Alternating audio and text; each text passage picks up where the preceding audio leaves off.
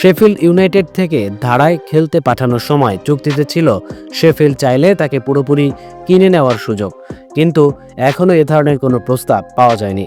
হামজা নিজেও তার ভবিষ্যৎ গন্তব্য নিয়ে দ্বিধায় আছেন বলে জানা গেছে। ইংলিশ প্রিমিয়ার লিগে লেস্টারের অবনমন ও শেফিল্ডের চ্যাম্পিয়নশিপে না ওঠায় 2025-26 মৌসুমে উভয় ক্লাবকেই দ্বিতীয় স্তরের প্রতিযোগিতায় খেলতে হবে।